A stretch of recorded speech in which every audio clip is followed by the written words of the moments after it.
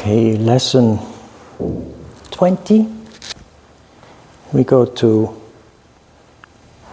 back to Nadi Sodhana Pranayama in the Hatha Yoga Pradipika chapter 2, starting from Sutra 8.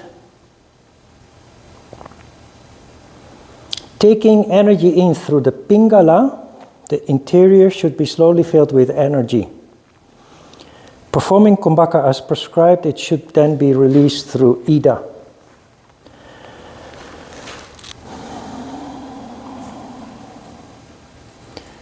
Remember that Patanjali mentioned that yoga should be kept secret, and then he revealed how Kriya works, but describing it in symbolical language.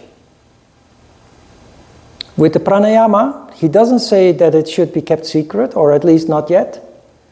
But what he does is he tries to confuse. In the previous stage, he told you to take energy in through the sun, or take energy in through the moon and let it out through the sun.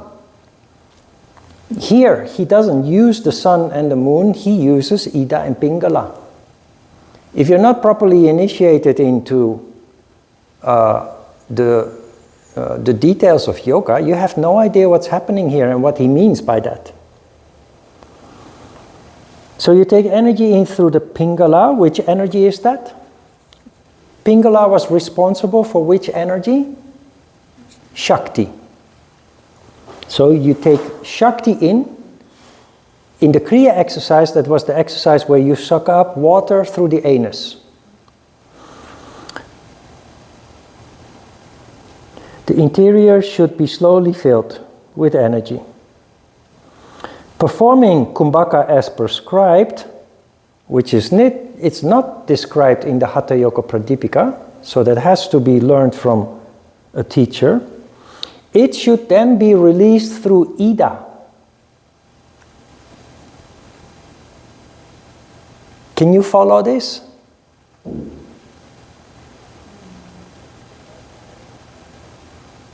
That's his purpose. His purpose is to confuse. So, you let energy in through Pingala. We know that Pingala is responsible for Shakti, so you let Shakti in through the bottom. But then he tells you to release energy through Ida. We know that Ida is responsible for Shiva. So, you let energy out through the bottom.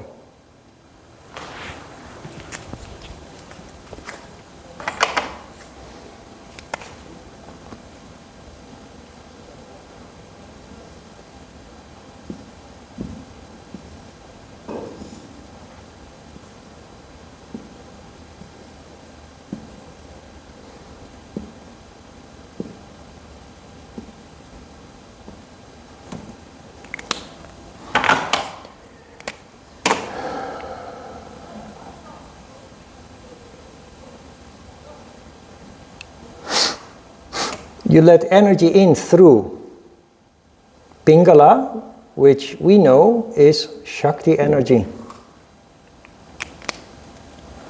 Then, after the Kumbhaka, you release energy through Ida, which we know is Shiva energy.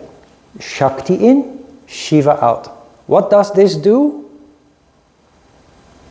It increases Shakti energy.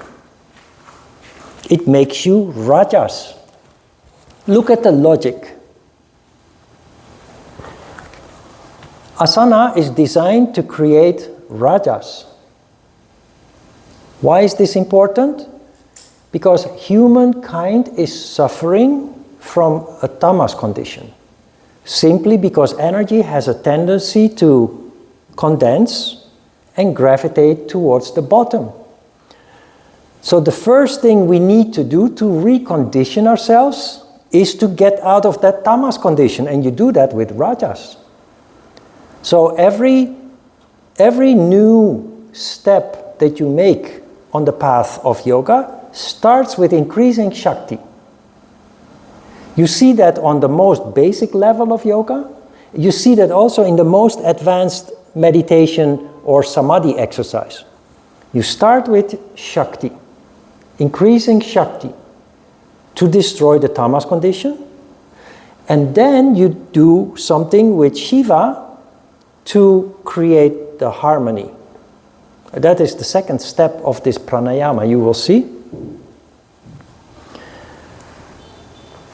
Sutra 9, and he makes it more complicated here even.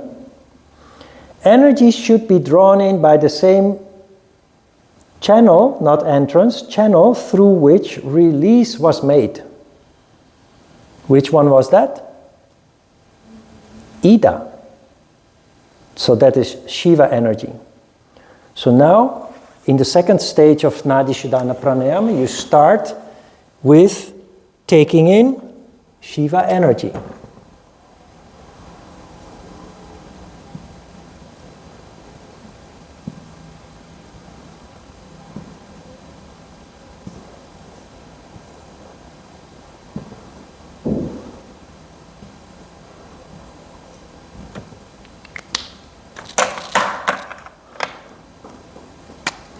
Chandra Bindu, he doesn't mention Chandra Bindu.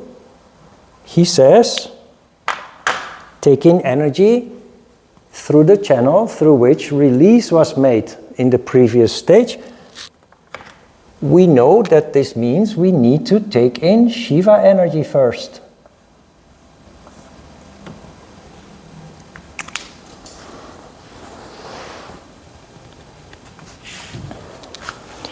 Then, having retained the energy till the utmost, it should be released by the other, which is Pingala, for sure. So which energy is that again? Shakti. So, in the second stage, you take in Shiva energy, Kumbhaka, and you release Shakti energy.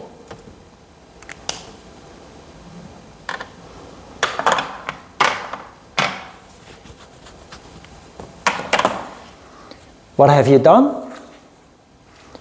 In the first stage, you have increased Shakti energy to come out of our tamas condition that human beings naturally usually have or are in.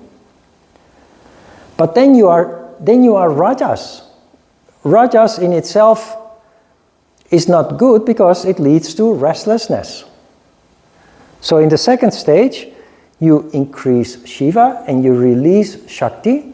So first you increase Shakti, then you increase Shiva, and you have in the process accelerated, increased both energies, but also you have leveled them out, leading to Sattva.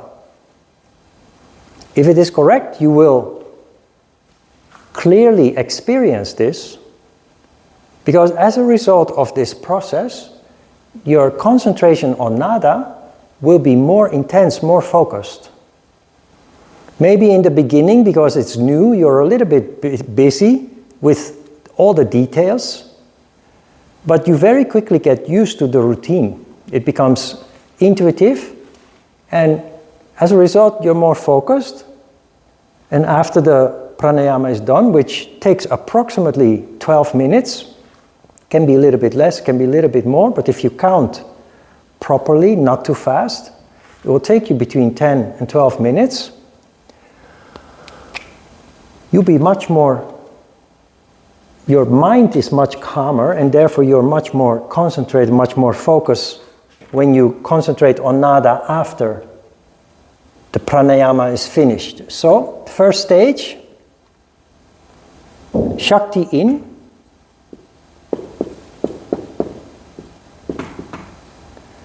counting to 12, Kumbhaka, retention, counting to 48. Then, Shiva out, counting to 24. This always stays the same. Followed by another kumbhaka, counting to 48. Second cycle,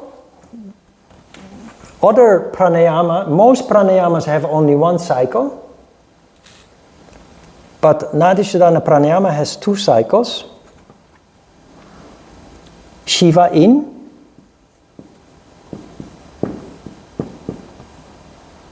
counting to 12, kumbhaka, 48, Shakti out,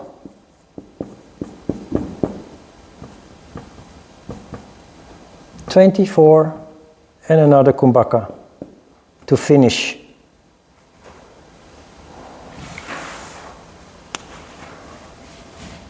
So we have Nadi Sodhana,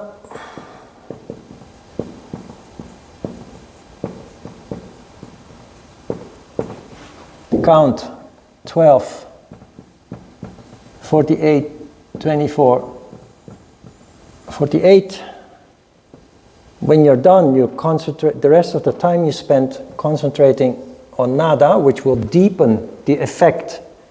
The concentration on nada deepens the effect of the pranayama exercise. 25 minutes in total. This means also when you practice on your own and you don't have enough time, often people are busy with work, family, what have you, taking care of others.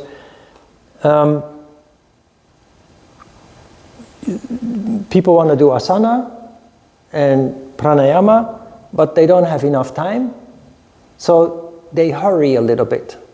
And then they do pranayama, but not concentration on nada, for lack of time. But the nada concentration after the pranayama is actually really important, because that is where you solidify the effect of the pranayama. So if you don't have enough time, then separate asana and pranayama. Maybe asana in the morning, pranayama in the evening. Or pranayama in the morning, asana in the evening. Instead of doing it in a hurry and then omitting one of the steps of what you're doing. It's better if you do pranayama, always make sure that you, even if you don't have enough time, at least 5 or 10 minutes of concentration on nada. I think we have one more sutra, 10. Wait. In Sutra 9, in between brackets, square brackets, I didn't read it out loud because the text that is between square brackets has been added later. It's not from the original text. So later interpretations, authors long after the original text have added this. And what is written in square brackets here says, so then having retained the energy till the utmost, and then in square brackets, till covered with perspiration or till the body shakes. This is not literally sweating or shaking. Sometimes people meditate and they do something wrong and it becomes very intense and they start shaking. And based on what they read, they say, oh, that must be good, I must be right. No, this is symbolical language. Perspiration is rajas. Shaking, when does shaking happen? When you're cold. It's tamas. Perspiration happens when you're hot. It's rajas. It's symbolical language to describe a subtle phenomenon in your condition. You are playing with your energy condition. Increasing Shakti, reducing Shakti, increasing Shiva, reducing Shiva. So on a very subtle level, you probably don't even notice, there is increasing heat and increasing cold. So it's important that you know this. For the rest, it's not important because it won't happen. You won't sweat, perspire. you will also not start shaking. If it does happen, you're doing something wrong. Sutra 10. Oh, also very important, the last sentence. It should be released by the other slowly and never fast. You will see this in different words, but repeat it many times. Everything that you do slowly, gradually. Why? When you do things slowly, you're fully engaged. So the result of what you do is more intense, deeper. When you do things in a rush, the result is so-so. That is why we count Om 1, Om 2. Because if you count fast, the effect is just much less. So you will, the next couple of weeks reading the Hatha Yoga Pradipika, you will see that Svatmarama many times tells us to do things slowly, gradually, etc. 10 is a conclusion, wrapping up and confirming what we are doing. If the energy is drawn in by the Ida, it is ordained that it should be released by Pingala. If drawn in through the Pingala, then having retained it, it should be released through Ida. He makes it more complicated here. If the energy is drawn in by the Ida, it is ordained that it should be released by the other channel, Pingala. If drawn in through the Pingala, then having retained it, it should be released through the left. Symbolically, Ida is on the left and Pingala is on the right. He's just creating more confusion. Those who have perfected themselves in Yama, by continually practicing according to the instructions through the right and left channels, have their nadis purified in not less than 3 months.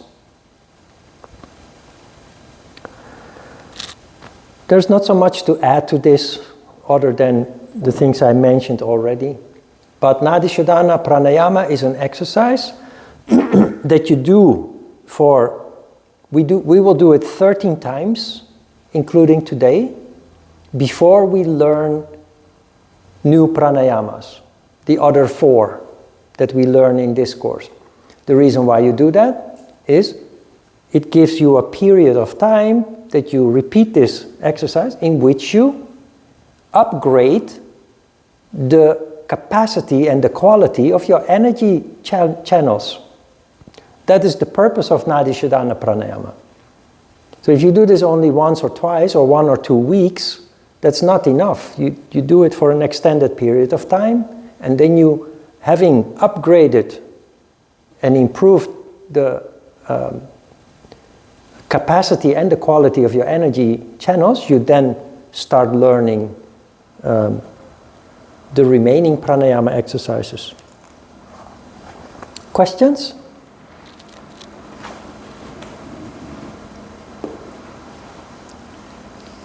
I see your forehead frowning.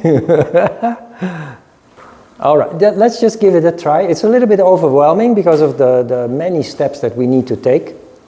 But it's the same process as what we did in the first session. It's just now it's 2 cycles, but the same steps. Inflow, kumbhaka, outflow, kumbhaka, and then repeat. First, you take energy in. Then you let energy out, and then you let energy in, and then you let energy out. So first at the bottom, and then the second cycle at the top. In terms of kriya, the first cycle is vashti, sucking up water and releasing the water. And in terms of the second cycle, in terms of kriya, it's like swallowing a piece of cloth and then taking it out again. With the difference that you now count and you have a kumbhaka. Yeah?